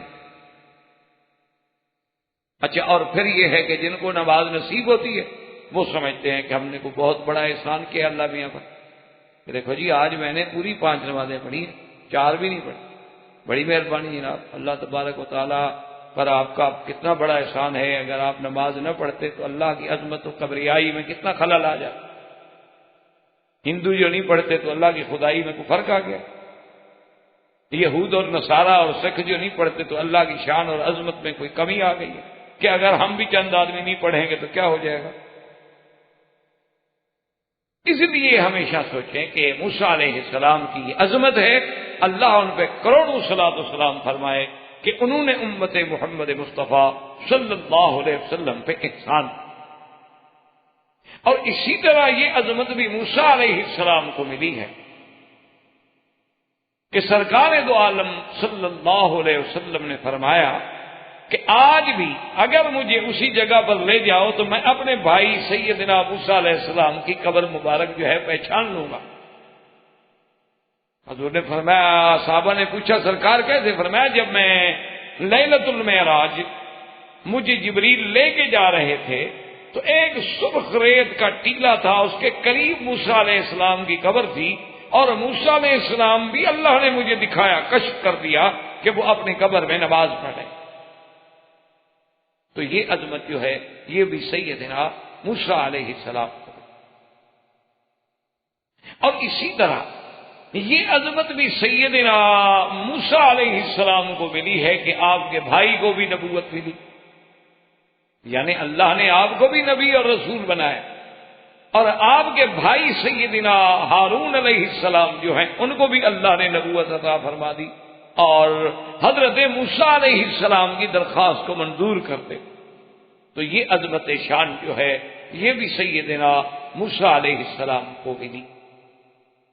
اور اسی طرح یہ بھی یاد رکھیں کہ سیدنا موسیٰ علیہ السلام صرف نبی اور رسول نہیں تھے، بلکہ اللہ نے آپ کو رسول بنایا، آپ کو نبی بنایا، اور آپ کو حکومت دی، آپ کو حکم دیا، طاقت دی، اقتدار دیا. یہ عظمت جو ہے یہ بھی سیدنا موسیٰ علیہ السلام کو دی. اور اسی طرح یعنی آپ دیکھیں اگر پورے قرآن پاک میں آپ کو کبھی غور کرنے کا موقع مل جائے، فرصت مل جائے، تو 138 بار اللہ نے موسیٰ علیہ السلام کا قرآن میں نام لیا ہے. 138 کا، یعنی اندازہ کریں کہ موسیٰ علیہ السلام کی کتنی بڑی شان ہو کہ اللہ تبارک و تعالیٰ اپنی کتاب میں قرآن میں جو ایک عظیم ترین جامع ترین دستور و منشور ہے قیامت تک، اس میں اللہ نے 138 مقام پہ موسیٰ علیہ السلام کا ذکر فرمایا ہے۔ اور اسی طرح آپ دیکھیں گے کہ قرآن پاک کی کتنی صورتیں ہیں، سورۃ البقرہ دیکھیں، سورۃ النساء، سورۃ المائدہ، سورۃ الانعام، سورۃ الاعراف، سورۃ الانبیاء، سورۃ ہود، سورۃ یونس، سورۃ کہف، سورۃ طہ، سورۃ القصص، کون سی صورت ہے جس میں موسیٰ علیہ السلام کا ذکر نہیں؟ اللہ نے آپ کو اتنا بڑا شان۔ اور تیسری بات میرے عزیزان محترم یہ دماغ میں رکھ لیں کہ اللہ نے قرآن پاک میں اتنی دفعہ موسیٰ علیہ السلام کا اور اتنی تفصیل سے، یعنی ایک ایک واقعہ ذکر فرمایا ہے، اس کی وجوہات۔ سب سے پہلی وجہ تو علماء نے یہ لکھا ہے کہ ان کی زندگی اور ان کے احوال بعین ہی اسی طرح ہیں جیسے سیدنا محمد الرسول اللہ صلی اللہ علیہ وسلم کہ جیسے فرعون وقت کا مقابلہ موسیٰ علیہ السلام کو کرنا پڑا، اسی طرح اپنے زمانے کے فرعون کا مقابلہ سیدنا محمد الرسول اللہ صلی اللہ علیہ وسلم کو کرنا پڑا۔ اور حضور نے یہ بھی فرمایا کہ فرعونی اشد من فرعون موسیٰ، کہ بھئی میرے بھائی موسیٰ نے بھی فرعون کا مقابلہ کیا تھا، لیکن میرا فرعون تو اس کے فرعون سے بھی آگے۔ آپ نے فرمایا کہ فرعونی اشد من فرعون موسیٰ، کہ میرا فرعون جو ہے نا، اس کی وجہ یہ ہے نا کہ جو جو وقت گزرتا ہے آدمی ترقی کرتا ہے نا۔ تو حضرت موسیٰ علیہ السلام کا فرعون تو پرانے دور کا تھا نا، اس کے مقابلے پر حضور صلی اللہ علیہ وسلم کا فرعون تو بہت بعد میں آیا۔ اور ہمارے جو آج کل کے فرعون ہیں یہ تو ویسے کمپیوٹرائزڈ ہیں۔ ہمارے فرعونہ جو ہیں، ہمارے فرعون جو ہے نا، جو اس دھرتی پہ رہتے ہیں، یہ تو کمپیوٹر کے زمانے کے لوگ ہیں۔ یہ تو پتہ نہیں کہ اگر حضور پاک دیکھتے تو حیران ہو جاتے۔ اسی لیے حضرت شاہ ولی اللہ رحمۃ اللہ علیہ نے یہ بات لکھی ہے اپنی کتابوں میں کہ اللہ تو قادر ہے نا، اگر آج حضور کے صحابہ کو کھڑا کر دیں، زندہ کر دیں، اور وہ ہمیں دیکھیں تو وہ حیران ہو کے کہیں گے بھی پتہ نہیں یہ جو کچھ ہیں سب کچھ ہیں لیکن مسلمان نہیں ہیں یہ لوگ۔ اور ہم جب ان کو دیکھیں گے تو ہم کہیں گے بھئی یہ تو انسان بھی معلوم نہیں ہوتے، یہ تو اور کسی دنیا اور سیارے کی مخلوق۔ یعنی ان میں اور ہم میں اتنی تفاوت ہو، اتنی آسمان و زمین کا فرق ہوگا کہ کیونکہ ہمیں وہ دیکھ کے حیران ہوں گے نا کہ نہ لباس میں، نہ شکل میں، نہ صورت میں، نہ سیرت میں، نہ کردار میں، یہ تو کسی طرح بھی اسلام سے نہیں ملتے، تو یہ کیسے مسلمان ہوئے بھائی؟ کیونکہ صحابہ میں تو یہ تصور ہی نہیں تھا نا کہ کوئی لباس غیر اسلامی پہنے، ان میں تو تصور بھی نہیں تھا نا۔ وہ تو کبھی سوچ بھی نہیں سکتے تھے کہ کوئی ایک صحابی کلین شیو ہو، وہ تو کبھی سوچ بھی نہیں سکتے تھے کہ کسی صحابی کے ہاتھ میں سگریٹ ہوگی، یا کسی صحابی کے گلے میں ٹائی ہوگی، یا کسی نے پینٹ پہنی ہوئی ہوگی۔ آج پوری دنیا چیختی ہے نا کہ وہ دیکھو جی وہ مولوی آ گئے ہیں نا، تو وہاں جناب کہتے ہیں وہ یہ طالبان جو ہیں کہتے ہیں جی وہ پیمانے لے کے کھڑے رہتے ہیں، لوگوں کی داڑیاں ناپتے ہیں، جن کی چھوٹی ہو تو ان کو جیل میں بند کر دیتے ہیں کہ جب تک داڑھی بڑی نہ ہو جائے۔ اصل یہ بات نہیں، اصل تکلیف اسلام سے ہو رہی ہے، ورنہ وہ بیچارے کسی کی داڑھی شاڑی نہیں ناپتے۔ وہ یعنی بڑے بڑے لوگ، بڑے بڑے جو بالکل تحریری خیال کے تھے نا، ڈاکٹر جاوید اقبال جیسے لوگ، علامہ اقبال کا بیٹا جو بہت بڑی شخصیت ہے اور جسٹس تک اس نے عہدے بھی حاصل کیے ہیں، وہ جو بالکل اپنے باپ کے نظریات کا بھی مخالف ہے، میرے خیال میں وہ دین کے قریب ہی نہیں آتا تھا۔ ایک دفعہ طالبان کا علاقہ دیکھ کے آیا، آج سب سے بڑا مبلغ ہے ان کا، اس نے کہا مجھے تو اسلام سمجھ آیا ہے، اس نے کہا مجھے تو اسلام آج سمجھ آیا ہے کہ 1450 سال بعد کوئی دنیا میں ایسا خطہ اور ایسے لوگ بھی ہیں جو بے عین ہی وہی اسلام نافذ کریں جو صدیق عمر عثمان و علی نے کیا تھا، اور انہوں نے عملاً کر کے دکھایا ہے۔ یعنی آپ حیران ہوں گے، میرے اپنے ساتھیوں نے بتلایا کہ ہم گئے تجربے کے طور پر، ہم نے ایک مسجد میں نماز پڑھی اور اپنی گھڑی جو تھی میں نے چھوڑ دی، میں نے سنا تھا کہ وہاں امن ہے. کہتے 24 گھنٹے کے بعد میں آیا تو میری گھڑی وہیں رکھی تھی اور میں نے اٹھانے کا ارادہ کیا تو فوراً ایک نوجوان بچہ سا آیا. انہوں نے کہا وہ مت اٹھاؤ. میں نے کہا میری ہے. انہوں نے کہا تمہاری اب کیا دلیل ہے کہ تمہاری ہے؟ پہلے رپورٹ کرو، ثابت کرو کہ تمہاری ہے. ہم تو کل سے پہرا دے رہے ہیں. یہ ابھی یعنی آپ حیران ہوں گے میرے عزیز، یعنی انسان دور کی باتیں سنتا ہے نا. یہ ابھی اپنے اسلام آباد کا یعنی واقعہ ہے. ایک بہت بڑے اچھے آدمی ہیں، بہت شریف آدمی، حاجی صاحب بہت کلبری آدمی ہیں. ان کی گاڑی، اور گاڑی بھی پجیرو آج کل تو اس کا ایک اپنی یعنی حیثیت ہے، 40-45 لاکھ روپے کی گاڑی ہے. تو وہ گاڑی جو ہے چوری ہو گئی. اس بیچارے نے ہر ممکن کوشش کی اور جا کے مقامی پولیس کو میں نے بڑی مشکل کے بعد جا کے بتلایا کہ یہ گاڑی میری چوری ہو گئی ہے اور فلاں آدمی نے چوری کی. انہوں نے کہا ٹھیک ہے جی، پکڑ لیا اس آدمی کو. حاجی صاحب خوش ہو گئے کہ اصل آدمی پکڑا گیا ہے. دوسرے دن جب حاجی صاحب کہتے ہیں کہ میں گیا تو وہی آدمی جو ہے تھانے میں اپنے SHO کے ساتھ جناب کرسی پہ بیٹھا ہے، گپے لگا رہا ہے، کافی پی رہے ہیں. میں گیا ہوئے حیران ہو گیا. وہ کہنے لگے حاجی صاحب آپ کو بڑی غلط فہمی تھی کہ یہ آپ کی گاڑی انہوں نے چرائی ہے. نہیں، یہ تو بہت معزز اور شریف آدمی ہیں، آپ کو کسی نے دھوکہ دیا. کیونکہ ان کا آپس میں مکا ہو گیا تھا، چھوٹ گیا. دوسرے دن وہ کہتے ہیں کہ میں IG اسلام آباد کے پاس گیا. میں نے کہا حضرت میری چوری ہو گئی، مجھے پتا ہے کہ فلاں آدمی نے کی ہے. اس نے کہا حاجی صاحب پریشان نہ ہو، آپ اس پورے اس علاقے میں جو دیانتدار ایماندار افسر پولیس کا سمجھتے ہو اس کا مجھے نام دے دیں، میں آپ کو حکم لکھ دیتا ہوں، وہ آپ کی تفتیش کرے، وہ آپ کی گاڑی برآمد کرے. اس سے زیادہ میں آپ کی کیا خدمت کرتا ہوں. تو حاجی صاحب کہتے ہیں کہ 3 دن میں لوگوں سے پوچھتا رہا، مجھے ایک ایماندار افسر نہیں ملا. آخر چوتھے دن میں نے یہ فیصلہ کیا کہ ایماندار تو نہیں ملتا، کوئی تعلق دار افسر ڈھونڈ لو. تو ایک دوست کو جا کے ڈھونڈا. میں نے کہا یہ واقعہ. اس کا ٹھیک ہے آپ مارک کرائیں، میرے نام تفتیش، سوال نہیں پہ، ہم 24 گھنٹے میں آپ کو گاڑی برآمد. جب چور معلوم ہے ایک بات ہے. میں نے اس کے نام تفتیش کرائی، انہوں نے چور کو پکڑا. 2 دن کے بعد چور چھوڑ دیا. پتہ لگا کہ ان کو بھی 1 لاکھ روپے مل گئے. اور مجھے بلا کے کہہ دیا کہ حاجی صاحب آپ کا دماغ کسی نے خراب کر دیا، بڑا شریف آدمی، اس نے آپ کی گاڑی نہیں چرائی. آخر وہ حاجی صاحب کہتے ہیں کہ اب میرا اتنا بڑا نقصان تھا، میں نے اپنے پرائیویٹ ذرائع سے کوشش شروع کی کہ کسی طرح گاڑی تک پہنچ جاؤں. تو مجھے پتا لگا کہ گاڑی یہاں سے پشاور سے تورخم کے راستے سے وہ تو افغانستان نکل گئی. وہ کہتے ہیں جی میں وہاں بھاگا. وہاں پہنچ کے ایک سفید کاغذ پہ میں نے ان کو درخواست دی کہ میری گاڑی کا نمبر یہ ہے، یہ رنگ ہے، یہ چیسی ہے، یہ ایسے ہے، چوری ہو گئی ہے، فلاں بندہ پشاور سے لے کر فلاں تاریخ کو آپ کے ملک میں داخل ہوا ہے، میں بہت پریشان ہوں. انہوں نے کہا جی آپ ہمارے مہمان خانے میں ٹھہریں، آپ 24 گھنٹے ہمیں مہلت دیں. 24 گھنٹے کے بعد حاج صاحب کہتے ہیں میں جب گیا تو چور موجود، گاڑی موجود، ڈرائیور موجود، لانے والا سب کھڑے تھا. انہوں نے کہا جی یہ آپ کی گاڑی؟ ہم نے کہا جی بالکل یہی گاڑی. انہوں نے کہا ان کا فیصلہ کیا ہے ہم نے ہاتھ کاٹنے کا، آپ اگر معاف کرنا چاہیں تو معاف کر دیں، ورنہ ہم نے تو یہ سزا ان کو دینی ہی دینی ہے، باقی یہ اپنی گاڑی ہے لے جاؤ.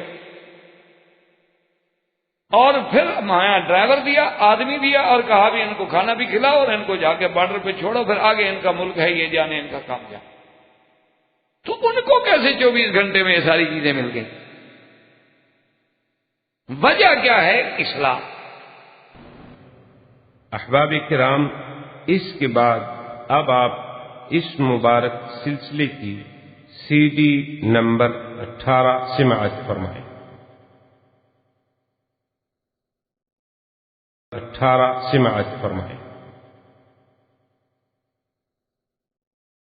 18 سماعت فرمائیں.